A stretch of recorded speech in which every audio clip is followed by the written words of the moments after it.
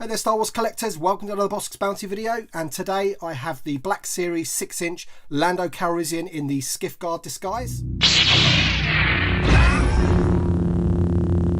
So it's been ages and ages, or it seems like ages and ages, since we first saw this character revealed at one of the Comic Cons. It was either San Diego or New York, maybe even 12 months ago now. We saw him standing there, and from the moment I saw him I thought, I've got to get my hands on that figure.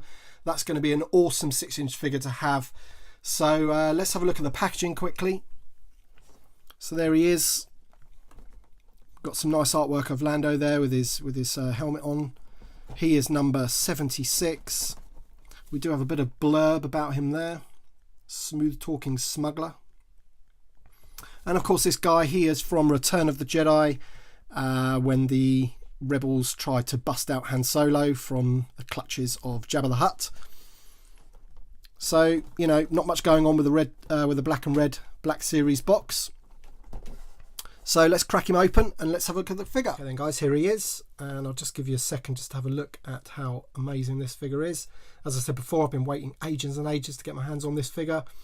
I do tend to collect the 3.75-inch vintage collection figures over the Black Series 6-inch figures, but I tend to get the ones that, you know, especially from the original trilogy, or the figures that just really stand out for me, and this one is no exception.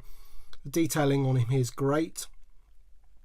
As you can see, he has two accessories, as his helmet disguise and his staff weapon, which is pretty much an exact replica of the original Kenner one that he came with all those years ago.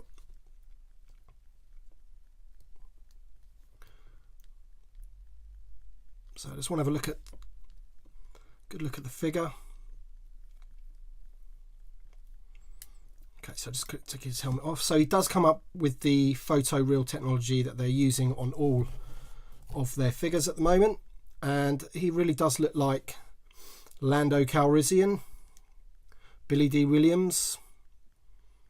Let's take a look at that face. Really good. I'll just take this weapon out so we can have a look at the paint application and the sculpt. As you can see, there's a great sculpting on his torso there with his armour, and it goes around the back with these nice leather type straps.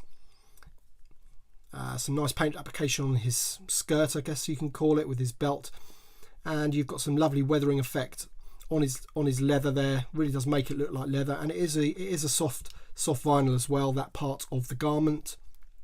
The rest of it is hard plastic. We've got some nice effect on his armor shoulder pads and the breastplate, so some good weathering technique there to make that really stand out as like metal bronzing. He's got his black undershirt there. Nice paint sculpt on his head and on his hair, and then he's got his sort of off-white cream coloured trousers and brown boots with a nice little detail of the buckle on there. So all in all, a great figure. Let's have a look at the helmet quickly. As you can see, perfect representation of how it should look from the movie.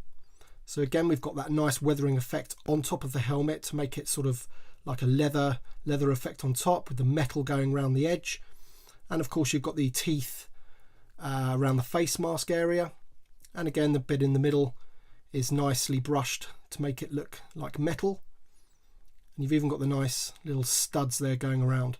So all in all, that's a nice weathered effect for the helmet, and it fits on real nice, so you can just put it over his face like that. Perfect fit. The weapon, as I said before, it is a really good likeness to the original Kenner version, and also for what it looks like in the movie.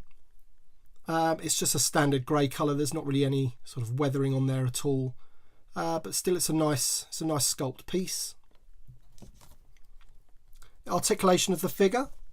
So the head is on a ball, goes every which way.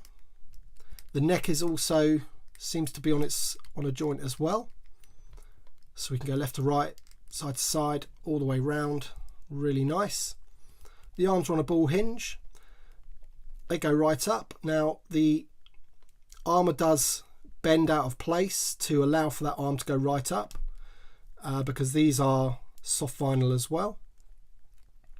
He has elbow joints, so they swivel as well, and then he's got wrists and a wrist joint as well. Plenty of movement in the torso on that diaphragm there, so you can go right back, right forward, left, right. The legs do have the split on the thigh, so they can turn there, and he can do the splits right out like that, kick forward like that, kick back. He's got double knee joints, so he can go right back up like that. His foot's on a rocker, and it's got a hinge, so plenty of movement as you come to expect with the Black Series figures. But this is just one that I've been waiting for, guys. I do prefer the original trilogy characters. Lando's a great character, and to have this guy in his disguise, such a favourite figure of mine from back in the day, and they've done a really good job of bringing it to life in 6-inch form. Thank you very much for watching, and if you enjoyed this video, don't forget to drop a like down below, subscribe to the channel if you are new, and we shall see you on the next one.